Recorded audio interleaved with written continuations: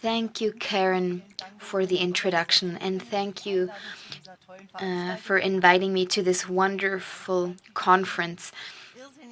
I've already learned so much, and I've noted down all kinds of things that I would love to look into further in my work.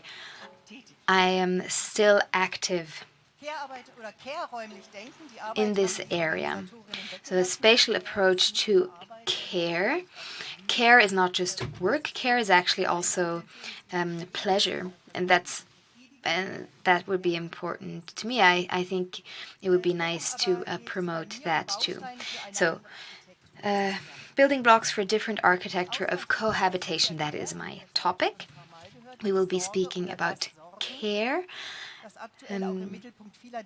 which is a very popular topic at the moment, at the latest since the COVID pandemic. More and more people are becoming aware of what care work actually means. In my context, care is not just working in care and health, in the care and health sectors with very low pay. It's also about the work that is done in private households and in society, and that are not seen and not paid, but they are system relevant, and they also make out a huge part, the majority of hours, work hours that are done in our society. This concept of care or caring is not just caring for someone, it's also about nursing, nurturing, tending to people. Those are three elements of care that were developed within the context of care economy. So we have taking care of, nursing, taking care of people who are dependent of you, or of sick people, for example. Then we have looking after or nurturing people, nurturing and tending to new and current generations. That also includes domestic work and reproductive work, and then making provisions to make sure that our environment, our world, can survive and thrive. These are requirements for sustainable development. But unfortunately, care and care work have been neglected in the last years, instead of focusing on it because it is focused on the livelihood of people. We actually came up with economy, where many things are produced that we don't actually need, but that grab all of our attention.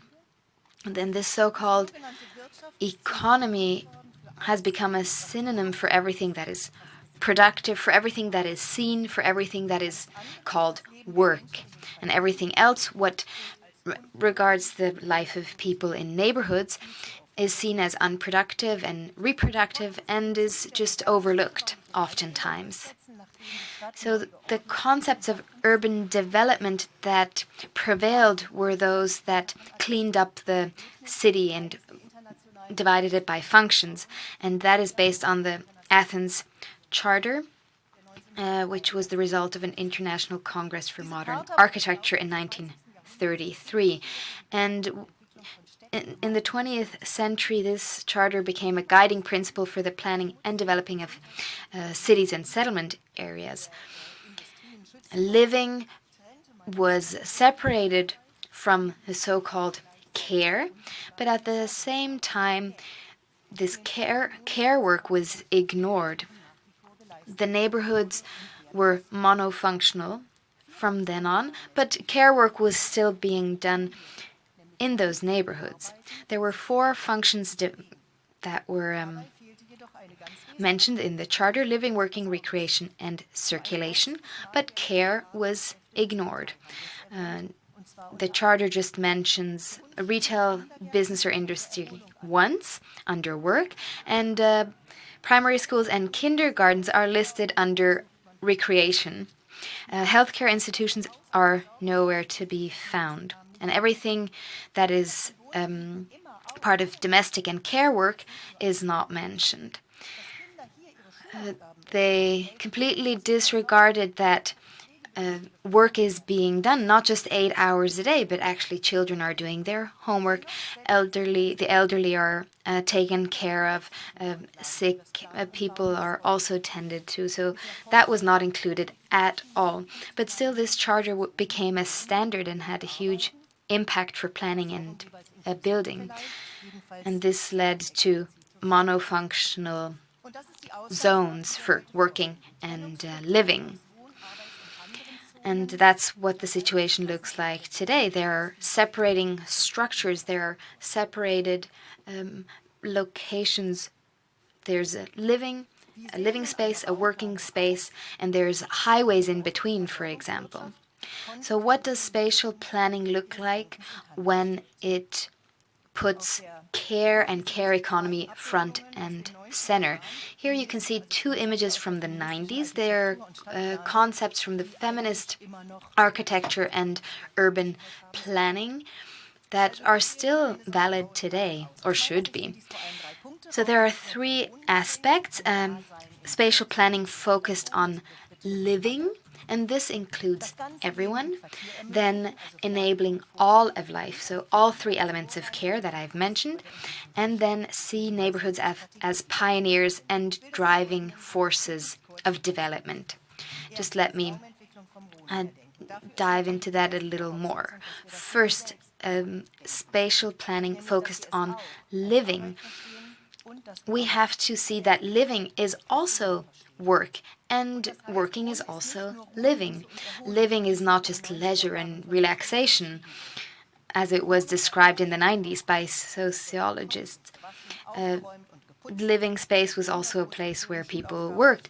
They did laundry, they cooked, they took care of children and brought them up, did homework, and so on. And there were commuter towns for people who had a place for living where they actually only slept and commuted to work in a completely different place.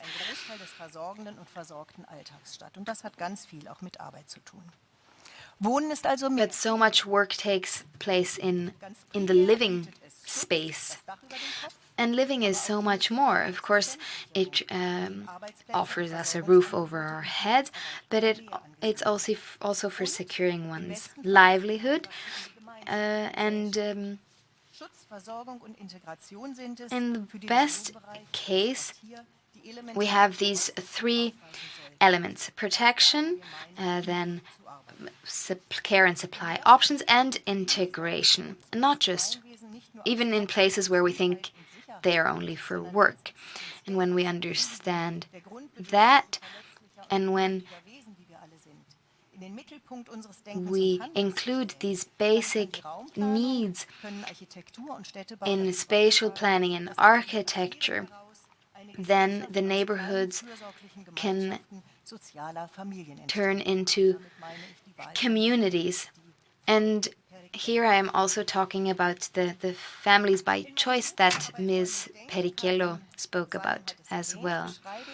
In my book, A Spatial Approach to Care Work, I describe spaces for good life as follows. Neighborhoods offer a place to live. Individual use of space should be as small as possible, and the space for the community as large as possible. And the work in the former sense of the word, so paid work, is only done as much as necessary, and the unpaid form of work as much as is given more importance. Living and working zones are combined. Neighborhoods include everything, and everything is in walking distance. Spaces are created for chance encounters of the residents. These kinds of spaces don't just develop or come about on their own. They have to be planned. In 1987, there was a project, the Bramshof in Zurich, Wiedikon, And this painted a very lovely picture of the future of this neighborhood. Bramshof was completed in 1991 and has living spaces, business spaces, and community spaces, and is also a very sought-after place to live.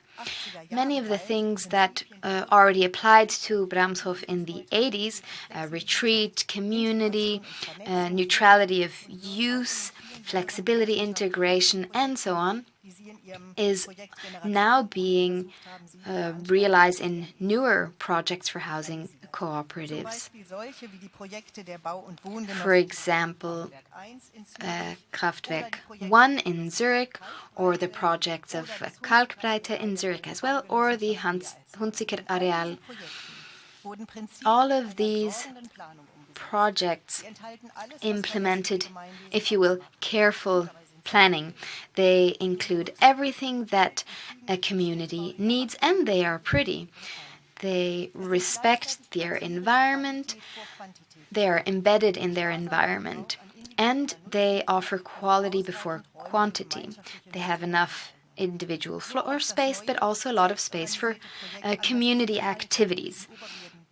In Oberrieden on Lake Zurich, there is a new project for citizens aged 50 plus, and they include these aspects as well. So all of these projects are very forward-thinking and can be role models for future projects, and they are very easily reachable by public transport.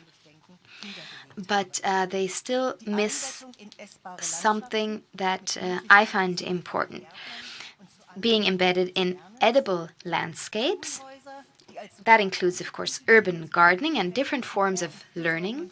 Then having schools that also serve as social hubs, where everyone in the neighborhood can meet. And last but not least, space for illness, death, and grief. Spaces for living in or dying in a place of life. And then path networks between these neighborhoods and spaces. Boulevards between urban and rural spaces where not just pedestrians and cyclists have their space, but also people in wheelchairs, people with walkers, people on rollerblades, and so on. So spaces free of CO2 that invite people to go outside. Then the neighborhoods. That's where we have to start. Those should be the starting points. What applies to the neighborhoods is also mirrored in the construction of individual housing and can be a guiding principle for the design of housing settlements and municipalities.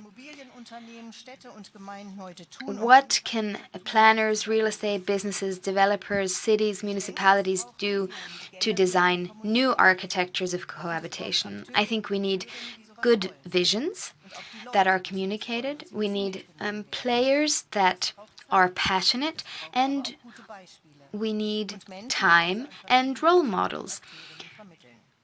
And we need people who are mediators. The big cities know that these kinds of projects contribute to a diverse urban life and diverse neighborhoods and residential areas. But what about the suburbs? If you ask me, did I forget switch? No, I'm good.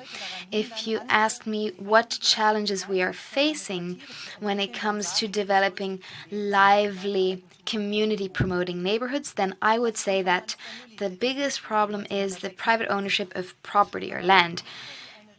Hans Bernoulli said that in the 40s already, but he had a few solutions up his sleeve. First of all, the municipality does not sell any land that it owns. Whenever possible, it buys land that is currently private property, and it lets private people use its land by giving them building rights. But these principles have not prevailed. But pension funds and other institutions have land too, so they could act in the interest of lively neighborhoods.